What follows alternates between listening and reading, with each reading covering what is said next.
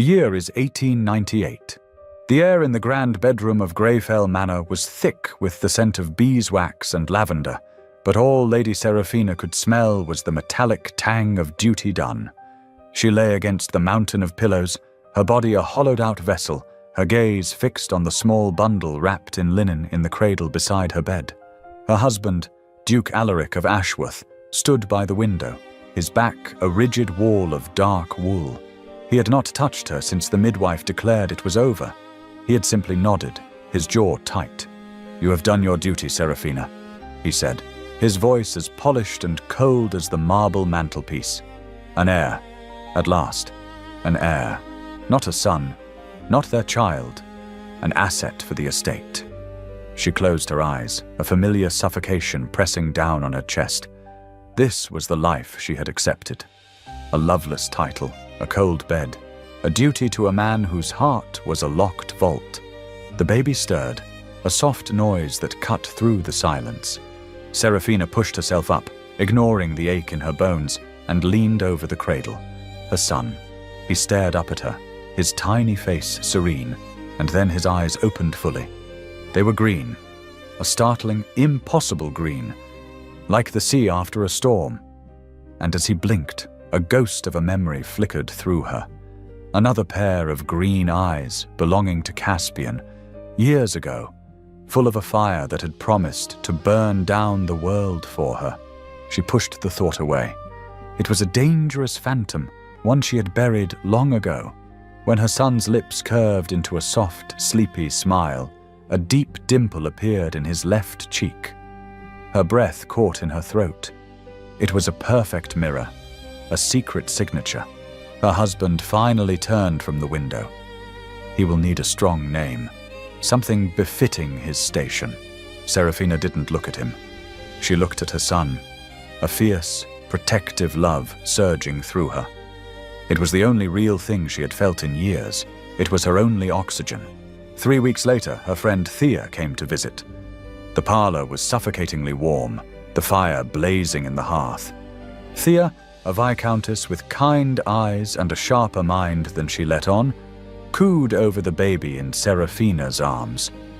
"Oh, he is absolutely perfect, Seraphina. A true little prince." Seraphina managed a faint smile. "He is a blessing." Thea leaned closer, her expression shifting from simple admiration to gentle curiosity. "It is most peculiar, is it not?" she said, her voice a soft murmur. Seraphina's grip on her son tightened. "What is?" "His eyes," Thea said, her gaze lifting to meet Seraphina's. "With your lovely brown and the Duke's very dark ones, one would have presumed the child would follow suit. And yet, his are the green of new spring leaves." The room suddenly felt airless. Seraphina could feel the blood drain from her face. She forced a light laugh, a brittle sound in the quiet room. "The world is full of small mysteries, is it not? Perhaps he takes after a distant ancestor." Thea studied her for a moment too long, her kind eyes now holding a flicker of concern.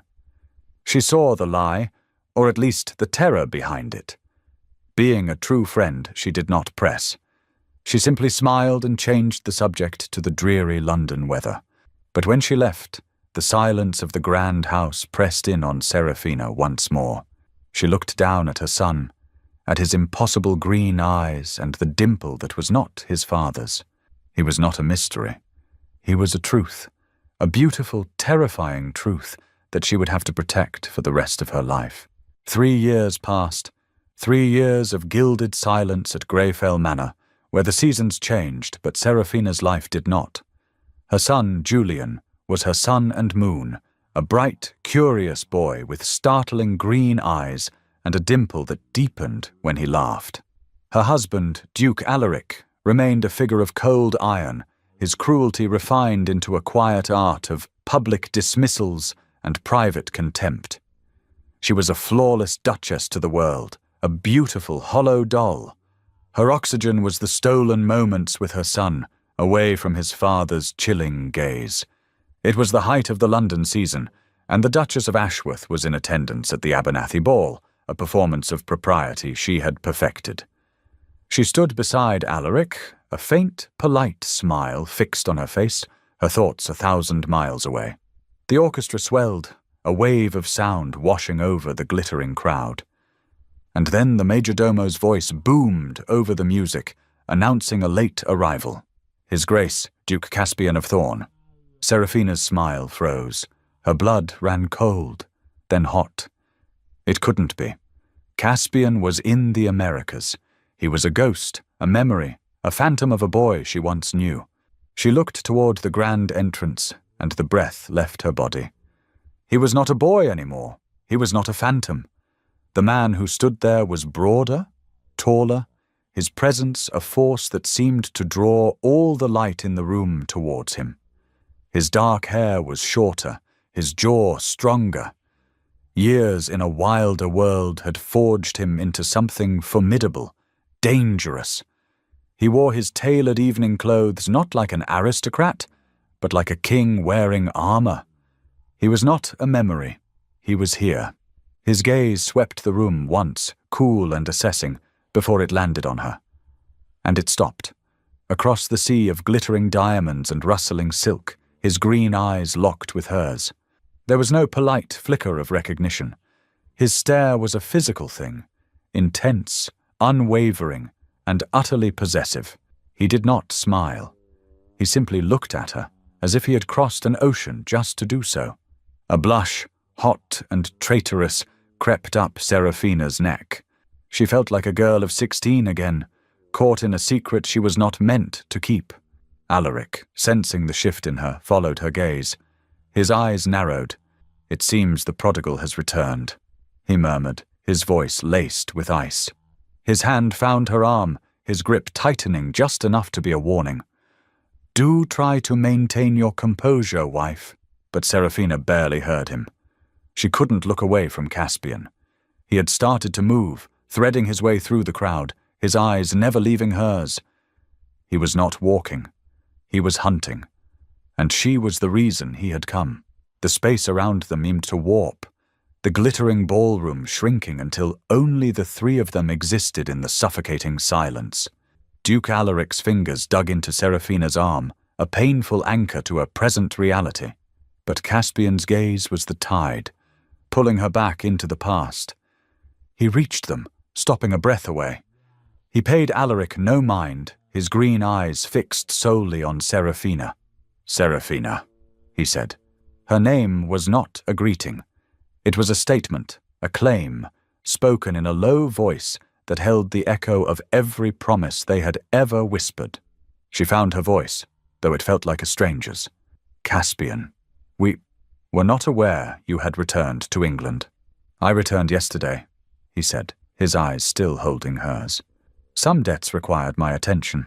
Alaric finally spoke, his tone sharp enough to cut glass. "Duke Thorn, London has been decidedly less uncivilized in your absence." Caspian's gaze flickered to Alaric for a half-second, a dismissive glance that held more insult than any curse. "And yet," he said, his eyes returning to Seraphina, "some things remain unchanged." The air was too thick. She was drowning. "If you will excuse me," she managed, pulling her arm from Alaric's grasp. "The heat. I require a moment." She turned and fled, not looking back, her heart hammering against her ribs. She moved through an archway, finding herself in a long, shadowed corridor lined with portraits of long-dead aristocrats. She leaned against the cool stone wall, pressing a trembling hand to her chest, trying to breathe. Footsteps followed. She knew it was him before he spoke. "Running, Seraphina?" "You were never one to run." She turned, her back pressed against the wall. He stood at the end of the corridor, blocking the light from the ballroom, a formidable silhouette. He closed the distance between them, his steps slow and deliberate. "You should not have followed me," she whispered. "This is improper. We are past propriety," he said, stopping just before her. He was close enough now that she could feel the heat radiating from him. "Look at me." When she didn't, he spoke again, his voice softer, more dangerous. "I said, look at me." She lifted her gaze to his. The fire she remembered was still there, but now it was banked, controlled. "I am the Duchess of Ashworth," she said, the words tasting like ash in her mouth. "I have a life here, a husband, a son. I am aware of what you are," he said, his eyes searching hers. "I am also aware of what you were." Happy he raised a hand, and for a terrifying moment she thought he would touch her face. Instead, he let it drop. "He has extinguished the light in you." Tears pricked her eyes. "Cruel tears of truth. You know nothing of my life.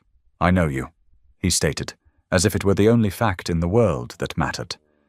"And I know that man is not your keeper. You must leave," she pleaded, her voice breaking.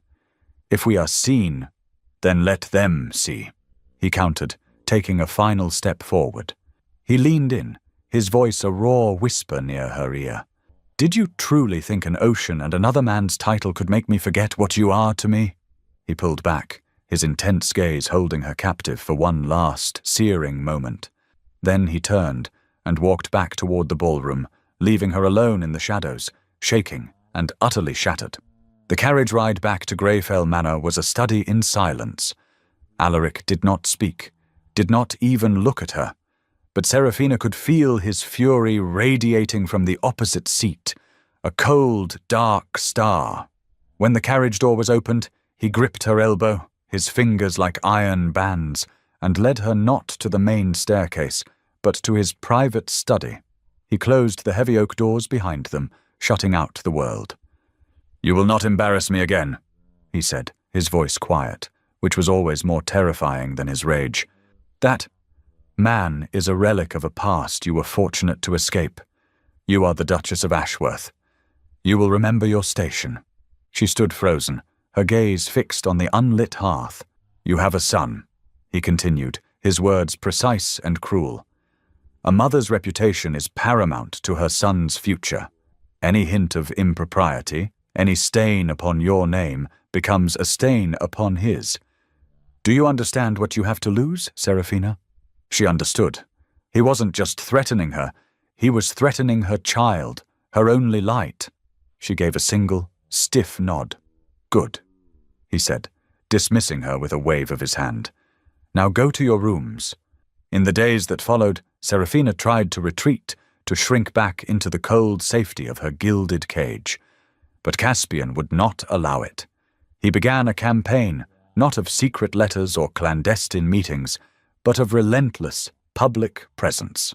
When she took her son for a ride in Hyde Park, Caspian was there, mounted on a formidable black stallion, tipping his hat to her with a look in his eyes that was anything but polite. At a dreary afternoon tea, he appeared in the doorway, his presence sucking all the air from the room. He never overstepped the bounds of propriety, but his message was clear. "I am here. I am not leaving. I am watching you." The constant pressure was unraveling her. She felt hunted, her every nerve frayed. The breaking point came a week later, at a garden fete. Serafina had sought refuge in a secluded rose garden, desperate for a moment of peace. And as she knew he would, he found her. "This is your life now?" he asked, his voice low as he stepped from behind a trellis. "Hiding in gardens?" "I am not hiding," she retorted, turning to face him. "I am escaping the noise." "Are you?" he challenged, closing the distance between them. "Or are you escaping the truth?" He stopped before her, his gaze intense. "How long will you play this part, Serafina? How long will you let that man treat you like one of his possessions?" His voice dropped, becoming sharper, more painful. "What of your son? Does he know his mother is living in a cage?" That was it. The snap of a cord pulled too tight. Her fear, her desperation, her suffocating sense of duty, it all curdled into a white-hot rage. "You dare speak of my son?" she hissed, her voice trembling with a fury that shocked them both. "You, who fled to the Americas and left me to face my duty alone? You have no right." She took a step toward him, her eyes blazing. "This cage, as you call it, is my life. A life I chose when you were gone. A life you were never strong enough to fight for." "You didn't fight, Caspian. You ran." The words struck him like a physical blow. The confidence in his eyes faltered, replaced by a raw, wounded disbelief. He stared at her, stunned into silence by the cruelty of her accusation, the lie she had just thrown at him like a stone. The moment the lie left her lips, Serafina wanted to pull it back, to swallow it whole. The wounded look in Caspian's eyes would be seared into her memory forever. He didn't argue. He didn't defend himself. He simply gave her a single, sharp nod, as if accepting a sentence, and walked away, leaving her alone in the rose garden with the poison of her own words. Her anger vanished, replaced by a devastating wave of self-loathing. She had used his love as a weapon, and the blow had struck her own heart. For 2 days, she existed in a fog of regret. The silence from Caspian was worse than his pursuit. She felt the thread between them stretching thin, ready to snap. Then a small, unmarked package arrived for her, tucked inside a book she had ordered from a Mayfair bookseller. Her maid, assuming it was a bookmark, placed it on her vanity. Inside the folded paper was not a letter, but a single, pressed pansy, the flower they had claimed as their own secret language years ago. And beneath it 4 words, The Folly at Richmond, Sunset. It was a summons to the ghost of their past. The Folly was a small, Grecian-style ruin on a sprawling, wooded estate where they had stolen moments together during their courtship, a place of whispered promises and shared dreams, a place no one else would think to look. Driven by a desperate need to undo her cruelty, she went. She told Alaric she was visiting a sick friend, a lie that felt flimsy and transparent. The carriage ride was agonizing, every passing minute a lifetime. She found him waiting inside the crumbling, circular structure, standing where they had first kissed. The late sun slanted through the broken columns, casting long shadows. He spoke first, his voice quiet and devoid of anger. "I am sorry, Serafina." She flinched. "You have nothing to be sorry for. It is I who—" "Let me finish," he interrupted, his gaze steady.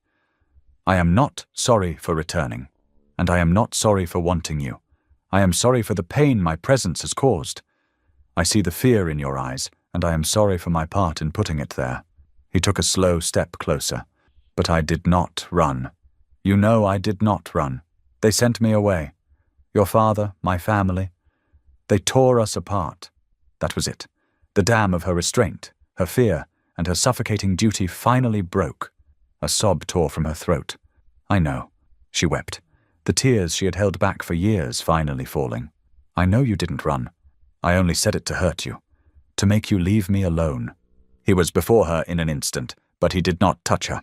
Why? He asked, his voice aching with the question. Because I am afraid, she confessed, her voice raw with desperation. He knows, Caspian. Alaric knows there is something between us. He will use my son against me. He will ruin him to punish me. And I will not let that happen. Her confession hung in the air, a testament to her gilded cage. Seeing her utter vulnerability, the truth of her sacrifice, shattered the last of his control. He closed the space between them and pulled her into his arms, crushing her against his chest. She buried her face in his coat, her sobs shaking her entire body as he held her, stroking her hair. I will not let him harm you, he murmured into her hair. Either of you. His comfort was an agony, a reminder of all she had lost. She tilted her head back to look at him, her face streaked with tears. The space between them crackled with 3 years of unspoken longing. All the pain, all the anger, all the desperate, suffocating duty melted away, leaving only a raw, undeniable need. He lowered his head, and his lips met hers. It was not a gentle kiss. It was a collision of memory and misery, of desperation and release. His hands tangled in her hair, pulling her closer, and hers clutched at his shoulders as if he were the only solid thing in a collapsing world. The kiss deepened, becoming a frantic, hungry search for a love they had both been starved of. He lifted her into his arms and carried her to a secluded alcove, laying her down on a bed of old velvet cushions and fallen leaves. In the dying light of the sun, Surrounded by the ruins of their past, they finally reclaimed each other. It was a desperate, passionate act, not of gentle love, but of two souls finding their oxygen after years of suffocating alone. In the quiet aftermath, wrapped in Caspian's coat as the last light bled from the sky, a fragile peace settled over Serafina. For the first time in years, the suffocating weight on her chest was gone. She could breathe. "What have we done?" she whispered into the twilight, the question both a lament and a prayer. Caspian's arm tightened around her. "We have corrected a mistake made 3 years ago," he said, his voice a low rumble against her ear. "This is our truth, Serafina. Not the life he forces upon you, but the world we live in. Alaric, my son." The fear was already creeping back, a cold tide licking at the shores of their stolen island of time. "Look at me," he commanded softly. She turned to face him, and he cupped her face in his hands. "I am not the boy they sent away. I am the Duke of Thorn.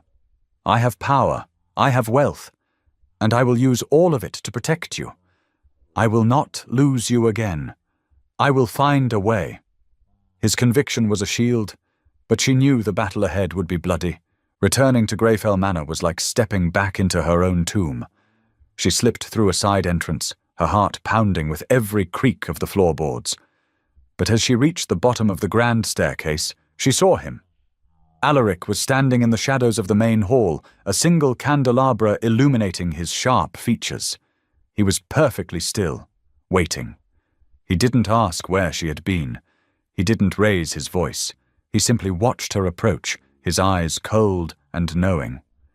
As she drew level with him, he spoke, his voice a silk-wrapped razor. "I trust your sick friend is on the mend." The unspoken threat hung in the air between them, more terrifying than any shout. She gave a mute nod and fled up the stairs, the feeling of his icy gaze on her back all the way to her rooms. Caspian, too, returned home late. His wife, a woman as beautiful and cold as a statue, was waiting for him in her drawing room. Lady Isolde of Thorn was a master of observation. She saw the change in him immediately. The brooding emptiness in his eyes was gone, replaced by a dangerous fire. The scent of autumn leaves and rain clung to his coat, a world away from the stale air of London's ballrooms. "You are late, my love," she said, her voice smooth. "I was attending to business," he replied, his tone dismissive as he poured himself a brandy. "Of course," she said, rising gracefully and walking toward him. She placed a delicate hand on his arm. He did not flinch, but she felt the tension in him, the complete and utter absence of any feeling for her.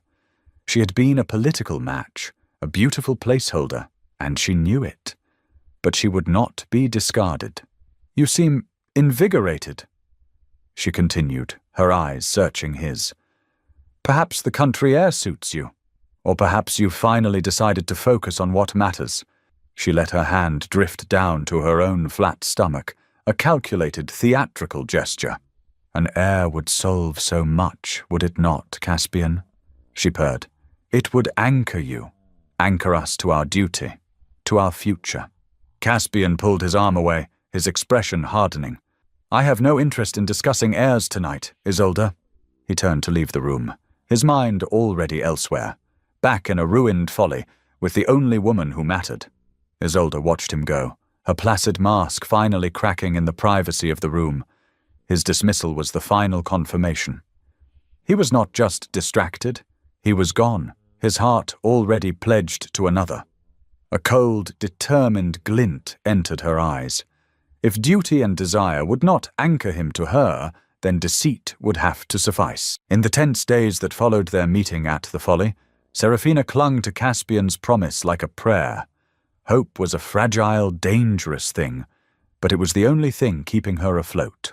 He managed to get a note to her, passed through Thea, who asked no questions, but whose eyes were full of worried understanding. The note was brief, his handwriting a bold, decisive script. "I am meeting with my solicitors. I am exploring every avenue. There is leverage to be found against Alaric. Be brave. Do not lose faith. I will not fail you. She read the words 100 times, tracing the ink with her finger. I will not fail you. It became her mantra. The test of that faith came a week later, at a stiflingly formal dinner at the home of an earl. All of London society was there, a glittering collection of jewels and whispered gossip. Serafina sat beside Alaric, a perfect portrait of ducal poise. Across the long, candle-lit table, Caspian sat beside Isolde. He caught Serafina's eye, and for a fleeting moment, a silent promise passed between them, a look of pure resolve that made her heart steady. It was then that Isolde chose her moment. She had been quiet all evening, picking at her food and looking artfully pale. Midway through the main course, she swayed slightly, pressing a delicate hand to her forehead. "My dear, are you quite well?" the Countess beside her asked, her voice laced with concern. All eyes turned to Isolde. Caspian, on instinct, placed a steadying hand on her arm. "Isolde?" Isolde looked up, first at the concerned faces around her, and then at Caspian, her smile a masterpiece of loving fragility. "Forgive me," she said, her voice just loud enough to carry across the table. "It is nothing to be alarmed by, merely the delicate nature of the early stages." She placed her free hand over his on her arm. "My husband and I have been blessed. We are expecting an heir." The word struck Serafina with the force of a physical blow. The air rushed from her lungs. The polite gasps and murmurs of congratulations around the table blurred into a meaningless, roaring wave of sound. Expecting an heir. Her gaze flew to Caspian. His face was a mask of cold shock. He was trapped, utterly blindsided. He looked from Isolde's triumphant, beaming face to Serafina, and his eyes were wide with horror, with a desperate, silent denial. But in this room, in this world, a public announcement from a wife was a sacred fact. To deny it would be to call her a liar, a madwoman, a scandal of unimaginable proportions. He was shackled. The promise in his eyes, made only moments before, had turned to ash. "I will not fail you." The words mocked her now. Alaric leaned toward her, his presence a chilling shadow. His voice was a low, victorious whisper in her ear. "It seems your gallant duke has secured his legacy and sealed your fate." He paused, letting the poison sink in. "You will do the same." Serafina stared across the table at the ruins of her hope, at the man who was now irrevocably bound to another woman, and felt the last of her oxygen finally, completely, run out. Serafina did not remember the end of the dinner party, or the silent carriage ride back to Greyfell Manor. She was an automaton, moving through the motions while the world had dissolved into a grey, soundless fog. Alaric did not speak to her. He didn't need to. His victory was absolute, and his smug silence was more suffocating than any words. She went not to her own cold, empty chambers, but to her son's room. She stood over his bed, watching the gentle rise and fall of his small chest in the moonlight. He was real. He was safe. He was hers. This was the only truth left. All the foolish, fragile hope she had dared to feel was gone, burned away by Isolde's triumphant declaration. Caspian, with his promises and his intense green eyes, was a phantom once more. He had failed her. Whether by choice or by circumstance, it no longer mattered. He was bound to his wife, to his heir. He was lost to her. A cold resolve settled in her heart. She would not shatter. She would not weep. She would do what she had always done. She would endure. For her son, she would build walls of ice around her heart, so thick that no man, not a cruel husband nor a faithless lover, could ever touch it again. The ride home for the Duke and Duchess of Thorn was also silent, but it was the silence of a coming storm. The moment the doors of their townhouse closed behind them, Caspian turned on Isolde, his face a mask of cold fury. "What did you do?" he demanded, his voice dangerously low.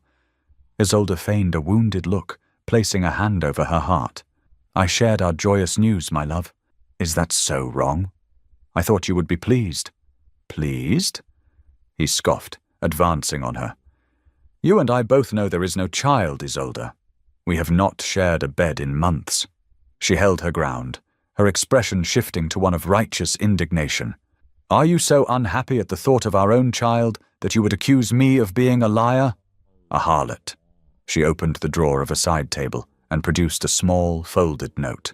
Dr. Matheson confirmed it himself this afternoon. "The dizziness, the fatigue. He says I am in perfect health for a woman in my delicate condition." He didn't even glance at the paper. He saw the web of her lie, perfectly constructed, publicly announced, and now fortified with a physician's note she had no doubt procured through bribery or manipulation. He was trapped, but he was not defeated. "This is not over," he said, his voice dropping to a near whisper, a vow of Cold War. "You may have won this public battle, but I will uncover the truth. Whatever game you are playing, you will lose." He left her then, striding to his study and locking the door. He poured a brandy, the amber liquid sloshing in the glass from the tremor in his hand. But it was not a tremor of despair. It was a tremor of pure, unadulterated rage. The grief was gone. The longing was gone. All that remained was a singular, chilling purpose. Serafina believed he had betrayed her. Her husband held her captive. His wife had him in chains. They thought they had won. They had no idea the kind of man they had just cornered. He would dismantle their lives, stone by stone, until he found the truth and took back what was his. A month crawled by, a month of calculated performances and silent, bitter war. In public, Duke Caspian of Thorn played the part of the expectant father, accepting congratulations with a stiff nod, while his wife, Isolde, flourished, basking in the societal glow of her condition. In private, Caspian moved with the quiet lethality of a predator. He hired a man of considerable discretion, an inquiry agent who worked from a dusty office in a less reputable part of London. His instructions were simple. Find every weakness, every debt, every secret attached to Dr. Matheson, the physician who had signed Isolde's note. And secondly, watch his wife. The agent's first report, delivered in the smoky back room of a private gentleman's club, was exactly what Caspian had hoped for. Dr. Matheson was a man with a fondness for high-stakes card games and a string of debts that made him dangerously pliable. It was not proof, but it was a crack in the foundation of the lie. While Caspian hunted for the truth, Serafina retreated from the world. She declined every invitation, pleading a recurring malady. Her world shrank to the walls of Greyfell Manor, and then further to the sunlit rooms of the nursery. She devoted every moment to her son, reading to him, walking with him in the walled gardens, finding in his innocent laughter a temporary shield against the crushing weight of her own despair. Alaric observed her withdrawal with a cruel amusement. He found her one afternoon in the library, staring out at the rain-swept grounds. "So dutiful now, Serafina," he commented, a thin smile on his lips. "It seems a broken heart suits you, makes you more manageable." She didn't even grant him a glance. She had nothing left to give him, not even her anger. Caspian knew he could not reach Serafina directly. Her walls were too high, her pain too deep. She would see any attempt at contact as another false promise. But there was one person whose loyalty was not to a title, but to a friend. He called upon Thea. He was direct, wasting no time on pleasantries. They sat in Thea's morning room, a space of cheerful chintz that felt a world away from the shadows he now inhabited. "Isolde is lying," Caspian stated, his voice flat and hard. "There is no child. I am gathering the proof to expose her, but it will take time." He leaned forward, his green eyes burning with an intensity that startled her. "Serafina will not see me. She will not believe me. But she believes you." He reached into his coat and produced a small, sealed note. "I am not asking you to risk your reputation lightly. I am asking you to help save your friend from a life of misery. Give her this. Tell her to have faith, not in me, but in the truth. Tell her it is coming. And tell her to be ready. Thea looked from the note in her hand to the fierce desperation on his face. She saw no deceit there, only a man willing to burn down the world for the woman he loved. She gave a firm nod. "I will." Later that day, Thea was announced at Greyfell Manor. She found Serafina in the nursery, sitting on the floor with her son, who was happily building a tower of wooden blocks. Serafina looked up, her face pale, her eyes hollow. She was a ghost haunting her own home. "Thea," she said, her voice listless, "this is a surprise." "I had to see you," Thea said, her heart aching for her friend. She closed the nursery door behind her, clutching the small note in her hand like a lifeline. "Serafina, we need to talk. There is something you must know." Serafina stared at the sealed note in Thea's hand as if it were a venomous snake. "No," she said, her voice flat. "I will not read it. Hope is a cruel poison, Thea, and I have had my fill." "This isn't about hope," Thea insisted, her voice firm as she pressed the note into Serafina's reluctant hand. "This is about courage. He is not asking for your heart, Serafina. He is asking for your fight." Her words struck a chord deep within the icy fortress Serafina had built around herself. With trembling fingers, she broke the seal. The note contained only 3 lines. "The truth is coming. Have faith in that, if not in me. Be ready." She read it again and again. It was not a lover's plea. It was a soldier's dispatch. It asked for nothing but her readiness. A tiny, dangerous crack formed in the wall around her heart. She said nothing, but when Thea left, Serafina did not let the note go. She clutched it in her hand, the sharp edges of the paper a grounding, tangible thing in her world of numb despair. While Serafina waited, Caspian acted. He found Dr. Matheson leaving his private club, a place of cheap brandy and high-stakes poker. Caspian's carriage blocked the narrow street, and he stepped out, a formidable shadow in the gaslight. "Doctor?" Caspian said, his voice deceptively calm. A word. He didn't wait for a reply, steering the terrified man into the privacy of the carriage. There, Caspian laid out the man's ruin with cold precision. The names of his lenders, the exact amount of his debts, the gambling dens he frequented. "My wife is not pregnant," Caspian stated, his eyes boring into the sweating, pale man. "She paid you to lie. You will now write me a full confession detailing the entire arrangement." "I cannot," the doctor stammered. "It would be my ruin." "Your ruin is already here," Caspian countered, his voice like ice. "The only question is who will be its master. You have 2 choices. Write the confession, and I will see every one of your debts cleared. You will have enough to start a new life in a new country. Refuse." He leaned in, his voice dropping to a menacing whisper. "And I will personally ensure you spend the rest of your miserable life in a debtor's prison. Choose." Faced with utter annihilation, the doctor crumbled. By the end of the hour, Caspian was in possession of a signed and dated confession. He returned to his townhouse, the first weapon secured. But a second report from his inquiry agent was waiting on his desk. He broke the seal, expecting a simple update on Isolde's movements. His blood ran cold as he read. The agent had followed Isolde, but not to a doctor or a dressmaker.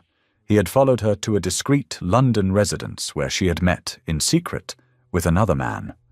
Not a lover, an ally. Duke Alaric of Ashworth. Caspian stared at the report, the pieces clicking into place with horrifying clarity. This was not just his wife's desperate ploy. This was a conspiracy, a coordinated attack by 2 cruel, cornered people to control their spouses through a shared, monstrous lie. He looked down at the doctor's confession in one hand and the agent's report in the other. The truth he had promised Serafina was finally in his grasp, and it was far uglier and more dangerous than he could have ever imagined. The final message came the morning of the ambassador's ball, the most anticipated social event of the season. It was delivered again by Thea and contained only 5 words. "Tonight, the ambassador's ball. Trust me." Something had shifted in Serafina. The brittle ice of her despair had been thawed by the small flame of hope Caspian had ignited. She would not be a passive victim in her own life, waiting to be rescued. She would be his ally. That evening, she dressed for battle, choosing a gown of deep crimson silk, a stark contrast to the pale, muted colors she had hidden behind for years. When she descended the grand staircase of Greyfell Manor, Alaric looked up at her, a flicker of surprise in his cold eyes. He was not used to seeing her burn so brightly. The ballroom was a galaxy of shimmering gowns and flashing diamonds. From across the room, Serafina saw him. Caspian stood talking to a foreign dignitary, a mask of cool civility on his face. He looked up, as if sensing her presence, and their eyes met. It was not a look of longing, but of grim, unified purpose. Tonight, an hour later, Caspian made his move. He approached as Alaric and Isolde were speaking together near the grand terrace, their heads bowed in what looked like a moment of shared intimacy. But was, Serafina now knew, a conference between co-conspirators. Alaric. Isolde, Caspian said, his voice polite but with an edge of steel. Serafina. A private word, if you would. He led them not to a closed room, but to a secluded alcove on the terrace, still within sight of the ballroom's curious eyes. "What is the meaning of this, Thorn?" Alaric demanded, his patience already thin. Caspian didn't answer. Instead, he produced a folded piece of paper from his coat. The inquiry agent's report. "I believe you two have been meeting in private," he said, his gaze flicking between Alaric and his own wife. "A rather unusual friendship, wouldn't you say? Forging alliances, perhaps." Isolde paled slightly. Alaric scoffed. "I have no idea what you're talking about. This is absurd." "Is it?" Caspian asked, his voice dangerously soft. He produced a second document. "Perhaps this will clarify things." He unfolded the paper, Dr. Matheson's signed confession. His voice was clear and steady as he read a single, devastating sentence aloud. "I, Dr. Alistair Matheson, confess that I was paid a substantial sum by Lady Isolde, the Duchess of Thorn, to fabricate the diagnosis of her pregnancy, a deception of which her co-conspirator, Duke Alaric of Ashworth, was fully aware and supportive." The world seemed to stop. Isolde let out a strangled gasp, her hand flying to her throat.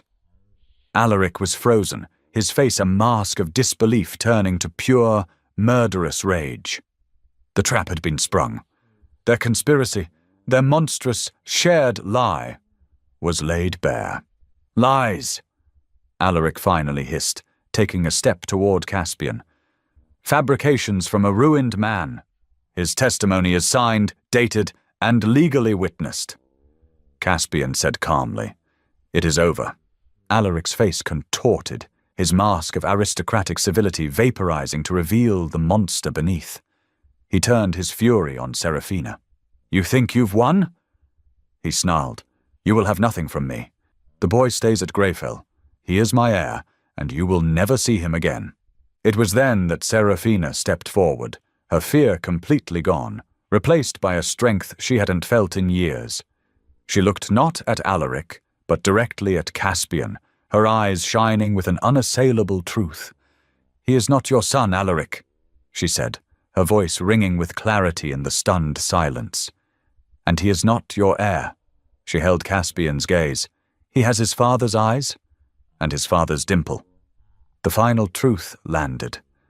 The child with the impossible green eyes. He was not the product of Alaric's cruelty, but of Caspian's love. Alaric stared, speechless, as he finally understood the depth of his defeat. He was left with nothing. No wife, no heir, only his ruin. Caspian moved to Serafina's side, his hand finding hers, their fingers lacing together.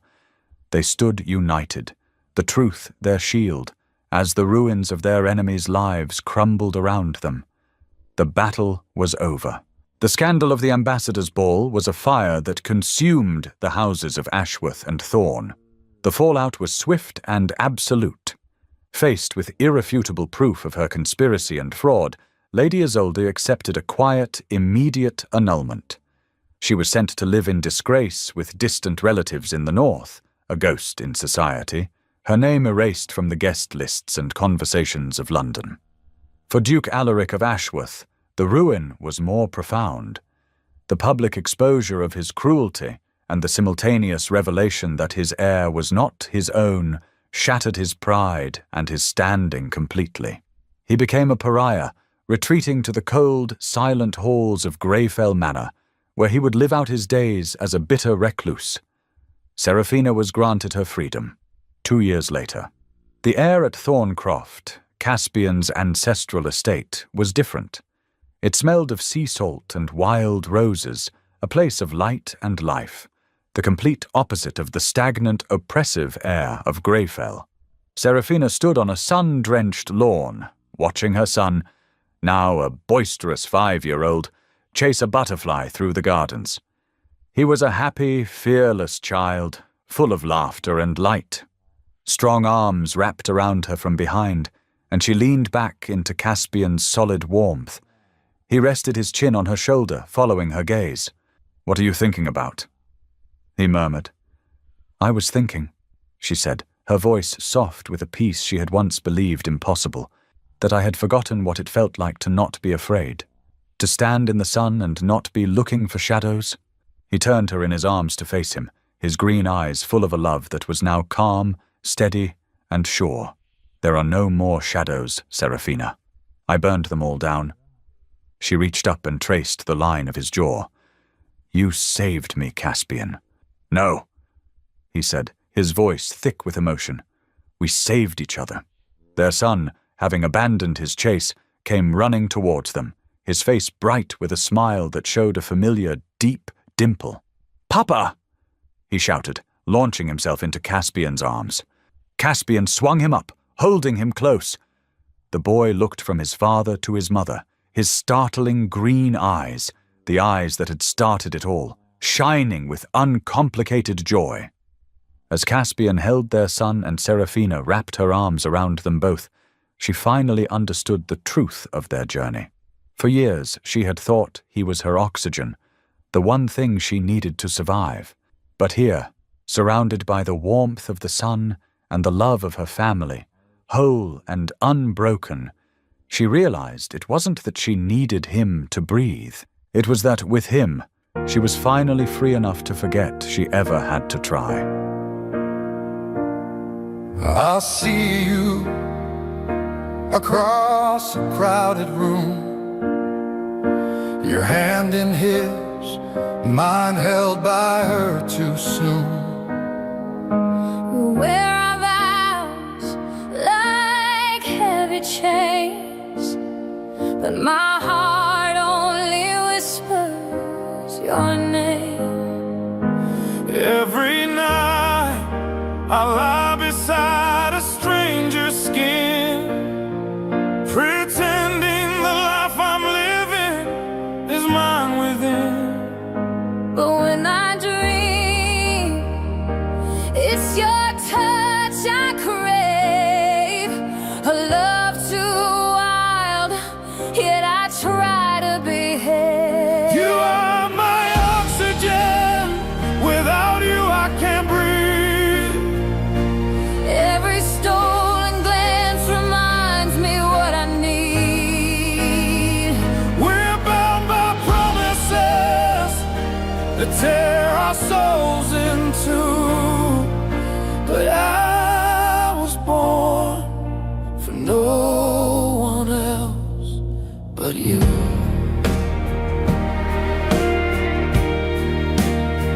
I watch you smile, a smile that isn't free. He holds your hand, but your eyes find me. The world won't bless what burns inside, yet in my chest, you're the only bride. I wear his ring, but it feels like stone. Every vow I make still leaves me alone. And though I stand in another man's